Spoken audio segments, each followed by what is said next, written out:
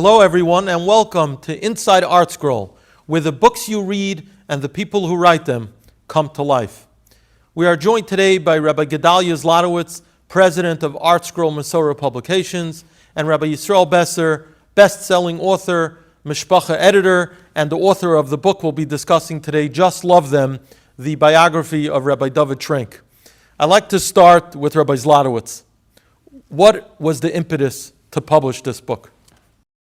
I spent many summers with Rabbi Trenk, about 40 summers we spent together. And as I wrote in my introduction, most people in the summer, unfortunately, it's a time that, they don't stay where they were throughout the year. It's a time sometimes people go down in their ruchnius, and being around Rabbi Trenk just lifted me up, my wife, my family. Anyone who spent the summer with him was just... And that's at Camp Monk we're talking about. That was in Camp Monk. Now, what was Rabbi Trenk's position in Camp Monk? Rabbi Trenk actually started as a boy in Camp Monk. He was a camper, and he stayed on after he got married. He was a learning Rebbe. He was the spirit of Camp Monk. You hung around him. You just wanted to be a better person. His Avos Yisrael just rubbed off on you. And I figured a book like this, the story of Rabbi Trenk's life, how he loved everyone, and how he lifted everyone up through that love, just had to be told. Now, Rabbi Yisroel, when you got the phone call, there's a Trenk book to be written. What was your reaction? So it's interesting. Rabbi Gedaliah is not giving himself enough credit. I wasn't even finished yet. I was in the middle of a book, the Tasha Rebbe. I had another couple of weeks left. And Rabbi Gedaliah said, we have to meet. And I had just come into Monsey for the summer. I was just in the middle of unpacking my car, basically. He's like, tonight. So we met at midpoint between Brooklyn and Monsey. And he said, I think you should write this book. And I said, really? Rabbi Trenk's a book? Are you certain? He's like, it's not only a book, it's the book. And I said, I trust him implicitly. So we made up to meet Mrs. Trenk. So the next I drove to Lakewood. Sat there for about 2 hours, and I called him up. I'm like, well, thank you. Now, had you known Rabbi Trenk before? I knew him. You knew him? And yeah. You went to Camp Monk yourself? You're a Camp Monk camper. I was his waiter. I was in awe of him.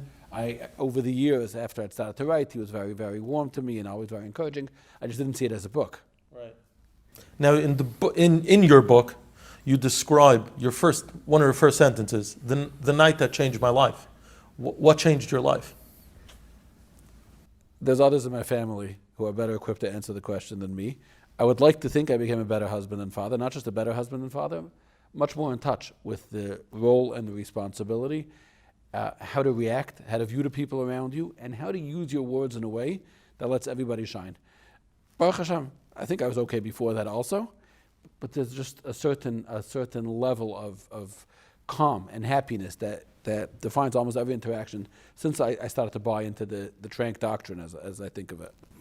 Now, you started writing it, you were doing interviews. Walk me through the process of putting together such a book. Do you do all the interviews and then start writing, or do you do a few interviews, start writing, and then continue, and do you do it in chronological order? What is the process of putting together such a book? So it's interesting. I live in Montreal. The face-to-face interviews we're doing as I was able to get to them. I was in Monsey for the summer, so that I started out with that. You sit with Talmidim, you sit with family members, and you hear these are the names that you must speak to face-to-face. So obviously the siblings of David Kohn-Shlita and his wife, and Reb Zevi Trenk, Reb Elya Brudny, who was not only a close friend of Rabbi Trenk, Rabbi Trenk's Rebbe was Reb Shmuel Brudny, so that was very important to me to meet in person. Rabbi Gedaliah was very much a part of that process as well. It wasn't we would talk over every name, both from Camp Monk, from the Adelphi Yeshiva, later from Rosh Yeshua. And you do this for long enough, you start to understand certain types of people who are more likely. It's very counterintuitive. It's not what you would think. A lot of times the closest people are not the best interviews.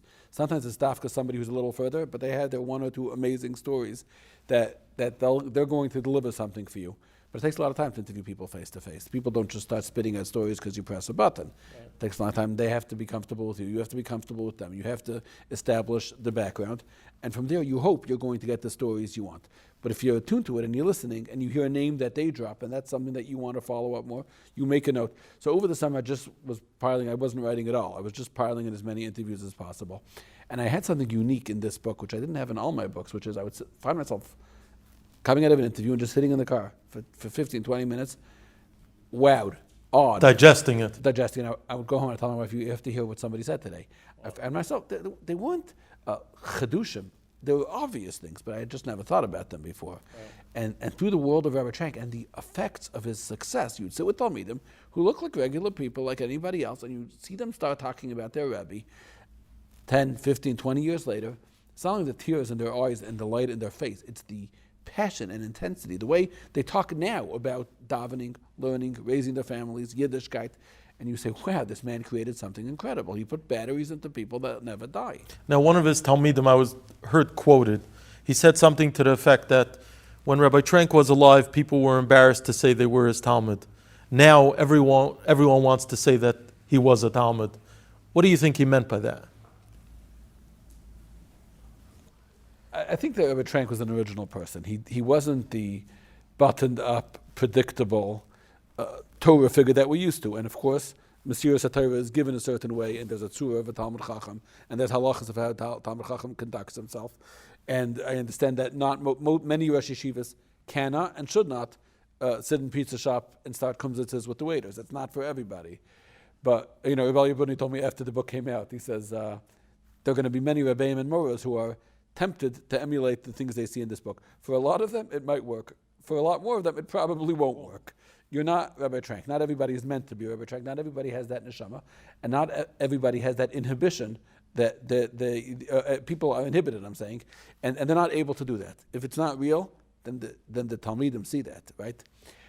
Rabbi Trank was different. I've seen him at conventions, and I'm sure that I wasn't the only one who maybe even thought, "What's wrong?" People probably rolled their eyes from his techniques, from his raw pain at the way he felt neshamas were being dismissed in some of the conversations. If he heard at a convention or at a session people discussing neshamas like a production facility, that what should we do with our seconds or with the pants that didn't work out, he would go crazy. He would erupt. And of course, it's natural for people in the business to sometimes, not everybody is always on.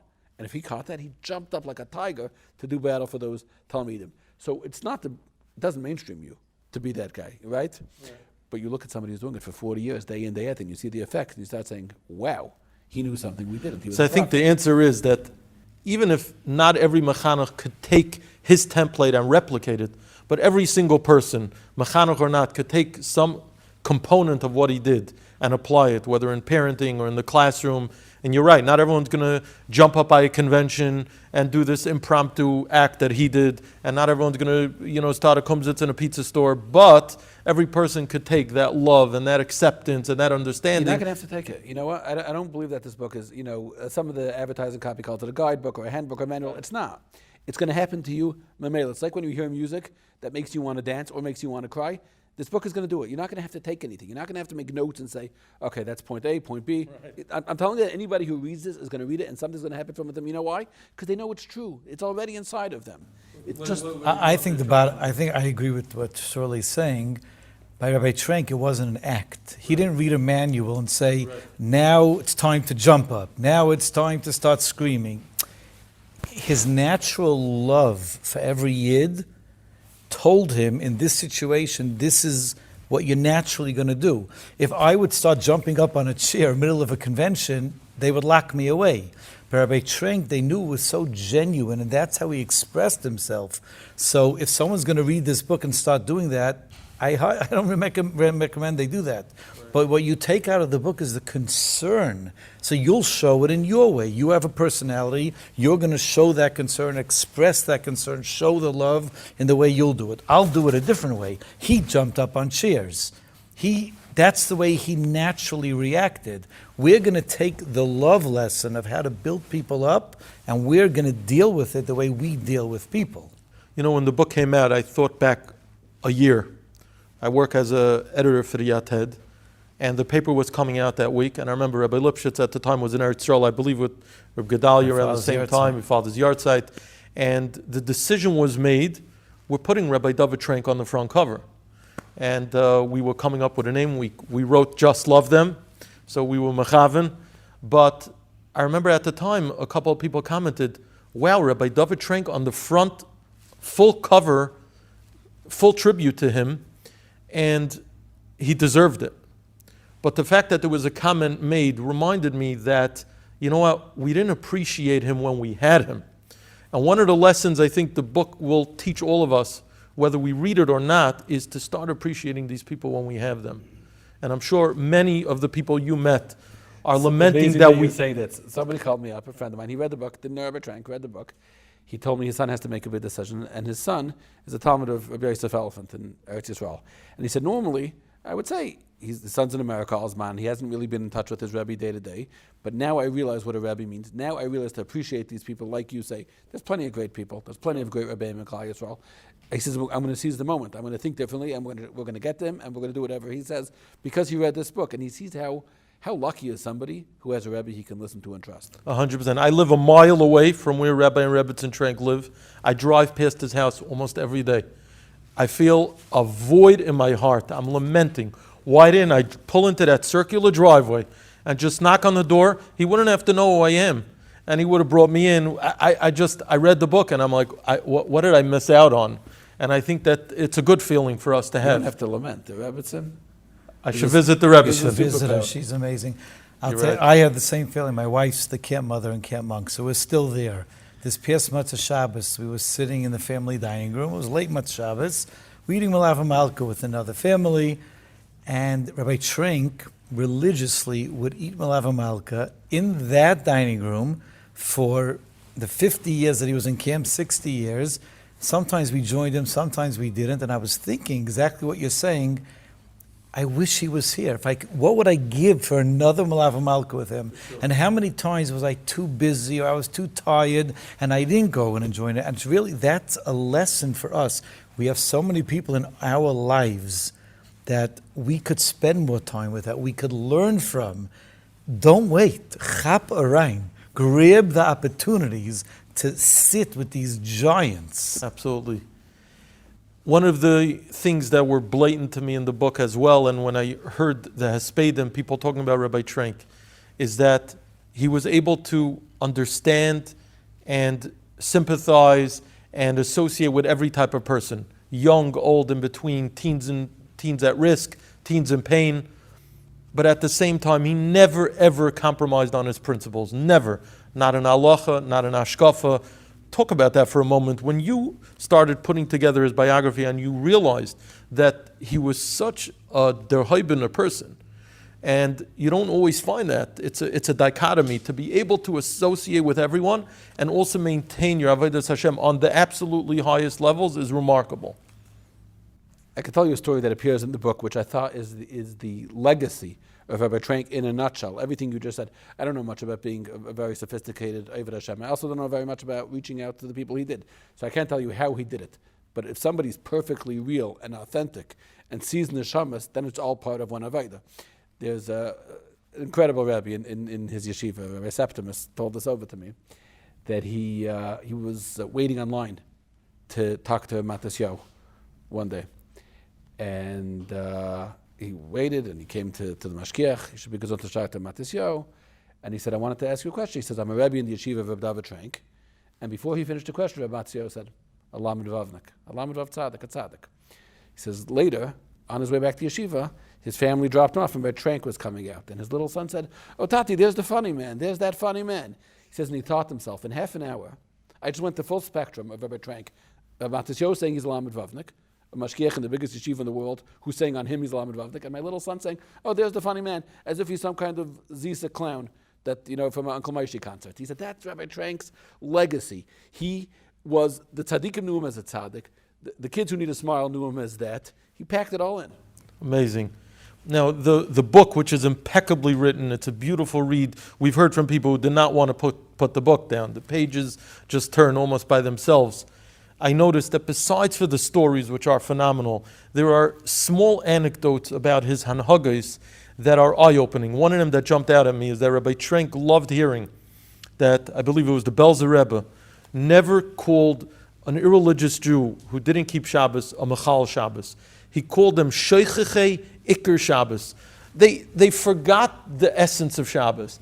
That so describes the way he saw people, and people who maybe weren't where they should be on a religious level. It just was so eye-opening to me.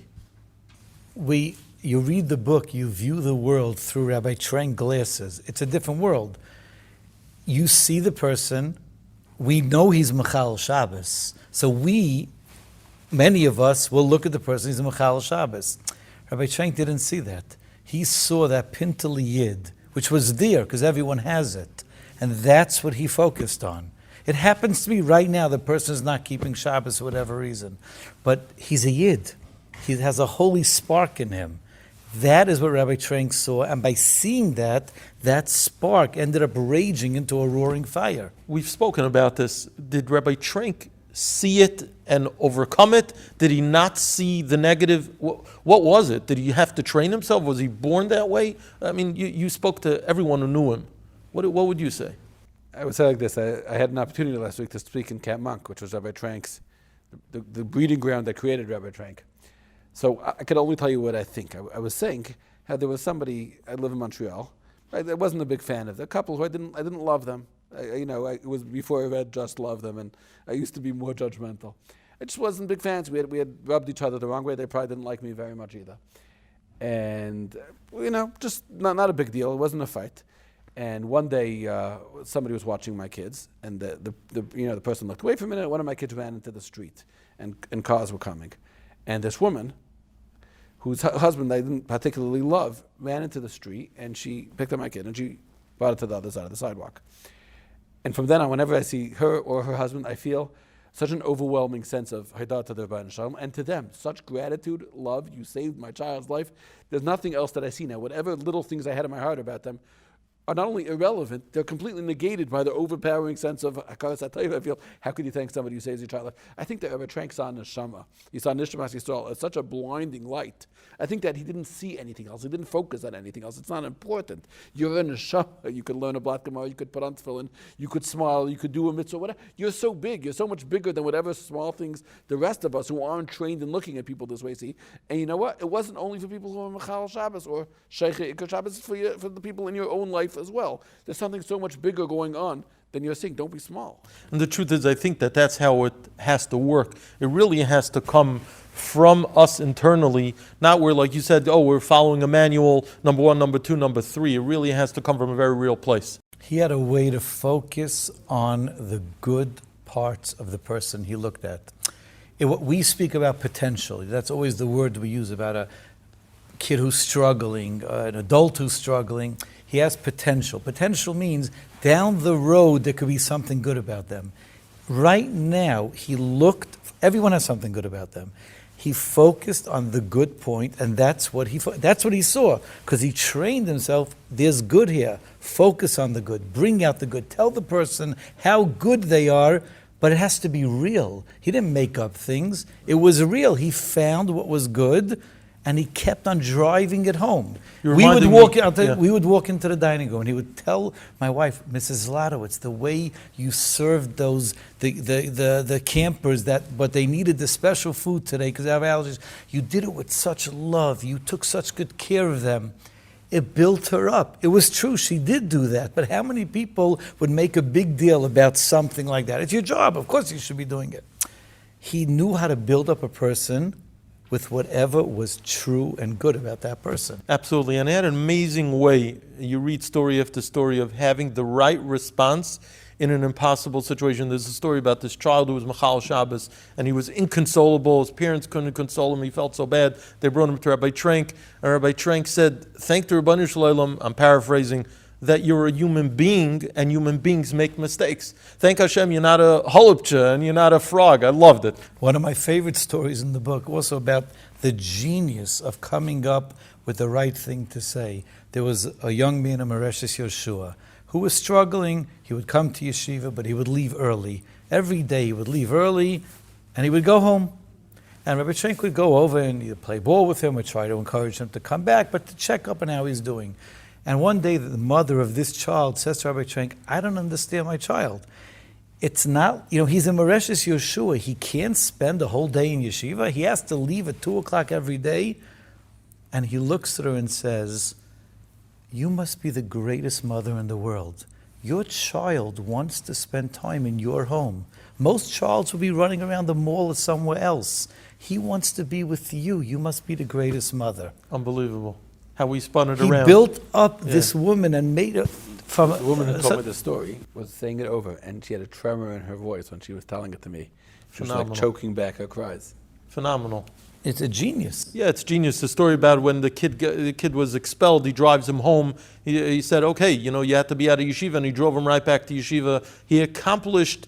That story is educational genius. Yeah, that's educational genius. They had a real respect for rules. Right. It was never, the words just love them might make you think anything goes. Right. It wasn't anything goes. They're disciplined people, and there was a tremendous respect for rules. But at the same time, the Midas HaRachamim, like the Rebbe Shalom made the world with Midas Hadin and then said, no, I need to do this Midas HaRachamim. The Midas HaRachamim was overpowering all the time. There's another story that I noted in the book where he was teaching a Gemara in Kedushin about being acquiring an animal, and he said, he told his Talmidim, lift it up and he's yours. He was telling them a lesson in relating to people, relating to youngsters. I was thinking you could have called the book, Lift Them Up, and then they're yours. It's really... how many titles did we go How many titles do you go through? Once a week. Once a this week. is that title, Yeah. Well, tell them how we got to this title. It really defines... I had a working title.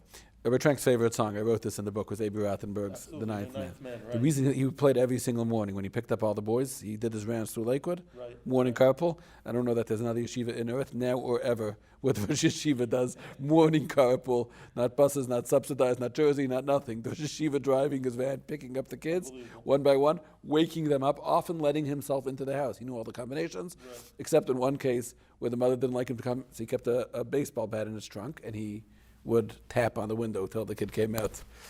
Anyhow, so Rabbi Trank's driving, and every morning they're playing the song. The reason he loved it, and Abi told me, first time he met Rabbi Trank, no, not the first time, after he made up the song, he hugged him for such a long time and told him, because since I am their Rebbe, the Rebbe says, I got to take a turn at bat in the song, because since I am their Rebbe. So Rabbi Trank felt that the imik of chinuch is expressed in since I am their Rebbe, meaning a Rebbe's got to do whatever it takes. It does pass, it doesn't pass, it looks good, it doesn't look good. If my Talmidim need something, that's where I am, since I am their Rebbe. So that was my working title. For about 3 months, that was Since I Am their Rebbe was the title of the book. Which is a great title, and that really personifies, if we would be able to ask Rabbi Trank, what was your greatest role? He would say, I was the Rebbe. The Rebbe. No It's question. interesting. I noticed something interesting. He would sign his text messages to Talmidim. Many of them forwarded me texts. They saved them, and after he passed away, they sent them to me, Rebbe. Most of them don't call themselves Rebbe. Right. It's almost, in another Rebbe, it would be considered a guy, but they signed their name. Rebbe. You have a Rebbe, and I'm your Rebbe. Amazing. That means that also was his sacrifice. I'm going to sign off Rebbe, not David Trank. Absolutely. Even though he called himself all the time, Trank, David Trank, whatever it took, Rebbe. Since I am the Rebbe. This story came from somebody who went to him in his last months already. And he wasn't well, but this person was taking a new chinuch position in a new school, not a conventional yeshiva. Someone said, Rabbi Trank is the authority, you have to speak to him. Rabbi Trank really wasn't capable. He was so sick already, that he wasn't really capable of hearing the back and the forth and what the challenge of the job. It looked like he was dozing off. And this would be this future Manal or Rebbe. He's telling Rabbi Trank this whole story, and he's like, what's the solution? What should be the approach? How do I do this? And Rabbi Trank looked up and he just said those words. He got up and he lifted his head. It looked like he was dozing. He said, just love them. Just love them. That means he encompassed 40 years of his experiences in those 3 words. And I keep telling people, it's not just love them, it's just love them. Right. It's a different song. Right. The emphasis is on something else entirely. Make sure that whatever you're doing, it doesn't mean just love them. It means whatever decision you're making, it better be coming from a place of love. Not from your covet, not from your ego, and certainly not from anger. I just want to say the reason why we ended up shifting away from a title that had the word Rebbe in it, because it's true, the essence of Rabbi Trank was a Rebbe for so many years. And that's how we view him, Rebbe-Talmud relationship, but he was so much more than that. To his family, the way he treated his wife, the way he treated his children, the way he treated his friends, Rabbonim in Lakewood. It was the same, just love them. That's why I personally felt we should not limit the title to the word Rebbe, because then people think if I'm not a Rebbe, it's not for me. No, this book is for anyone who interacts with another person, which we all do, whether it's a spouse, a child, a parent, a friend, doesn't make a difference. I just watched a video, someone had sent out a clip of Rabbi Trank speaking, and he was recounting when he was first being accepted into Masifta. You could tell that story about his interview. To me, it was so eye-opening. You talk a lot about being accepted to RJJ for two reasons. The Manal said to him, he said he didn't know the Gemara. His father had to answer for him. His father was a big Talmid Chacham. His father never really went to yeshiva, only for 2 years. Did the same yeshiva, RJJ, and then he had to go to work. He had come over as an orphan from Europe, but his father never stopped learning. He eventually finished Shas. He knew Masechtas Nedarim very well. Part of Talmid Chacham, and a big part of the book is just the richness of the history of, and I got this feedback from people, Borough Park, 50s and the 60s, and that community. We don't talk enough about that. There's a lot about the generation before that, but this is the first generation of survivors and the ones who came over. And his father had to answer for him at the Bechina. So the Manal asked him, do you play ball? Are you a basketball player? So he says, yeah, he likes to play basketball. He said, great, then you're in yeshiva. Welcome. Welcome to RJJ. He always saw that as the model of a successful Bechina. And I think both parts. I think he liked that they asked him learning, because that's what we're about. But at the same time, of course, you're welcome. Torah is yours. You know it. You don't know it. You will know it. Now, Rabbi Gedaliah, this book, the sales have been unprecedented, I would say, or at least on par with some really historic books. What has been the feedback that you've heard from people, real life stories where people are taking this book and saying, it's really changed me. It's changed my outlook? I think we're getting, I don't think we could even count anymore. The amount of text messages, emails, phone calls. I was in LA last week for a wedding.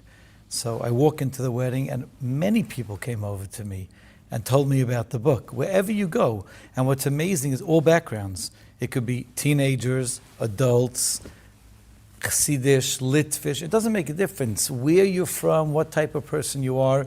The message of the book is talking to them. One of the most, like a Rebbe wrote us, and he said, I wish the school year would be starting already. I'm itching to apply these lessons to my Talmidim. But we're getting people said, we got a call last night, both Sruli and I, from a principal of a top Beis Yaakov in the United States, who says, I'm so emotional reading the book. Like, I'm thinking now in all different situations, what would Rabbi Trenk do? That's how people are thinking now. What would Rabbi Trenk do in this situation? How would he react? And I think that's going to have a major positive impact on people. Phenomenal. Any closing thoughts, Rabbi Yisroel? Love your kids. Be nice to them. Have patience. Love them. That was his credo. I wanted to just say that, you can't be a Rabbi Trenk without a Mrs. Trenk. This one of my favorite parts of really coming up with the idea and speaking about writing the book. Writing is, I told Sruli after we met, it's a great idea and we have to get this book done, but generally what happens is when you write about someone, you need permission from the family. Sure. That's the standard. You don't just write about a person. It's not always such a simple process. And it's not always simple, and they want to be involved in every last word, and how do you portray him? I went to Mrs. Trenk right after Shiva. During Shiva, I said, I want to speak about something. After Shiva, I went to see her, and I said, I'd like permission to write a book about your husband. And she looked at me and says, permission? My husband didn't belong to me. He belonged to Klal Yisrael. So when you have that attitude, you could have a Reb David Trenk together with his Rebbitzin to change the lives of so many thousands and thousands of people that they came in contact with throughout their life. And Mrs. Trenk really is doing the same thing right now. She meets with people. She helps them out in their own family situation. She just told Sruli an amazing story. Sruli went to see her last week with his wife. And Mrs. Trenk said, she helps people, as I said, with their children. And a mother came in and said, my child is a monster. He's a monster. I can't control him. He makes the other siblings in the house crazy. He's always fighting. He's a monster. I don't know what to do with him. Going on and on. And Mrs. Trenk says, can you please walk out of the room for 5 minutes and come back? And the mother walks back into the room. And Mrs. Trenk says, let me paint the following scenario for you. There's a camp opening in Lakewood, and after COVID, and everyone wants their children to get into camp, and there's one spot left for one child. And the administrator of the camp calls you up and says, I have a long waiting list. Why should I take your child? What would you tell me? And the mother says, my child, he's the most responsible child I know. such a responsible person. You give him something to do, you can count on him, he's going to do it. So she looks at the mother and says, did you ever tell your child that? And that defines the Trenk doctrine. Focus on the good, and you will build up your child, your spouse, your friends, and all the people around you. Klal Yisrael owes both of you a debt of gratitude to Rabbi Besser for putting pen to paper and putting the life and legacy of Rabbi Trenk in a language that we understand, in a language that resonates with all ages. And a thank you to Rabbi Zlotowitz for bringing this book to the masses. It's a classic, it's enduring, and I'm sure that people who read it for years to come will continue to glean tremendous lessons from this classic book. Thank you again to both of you for joining us. Thank you, Rabbi Hisiger.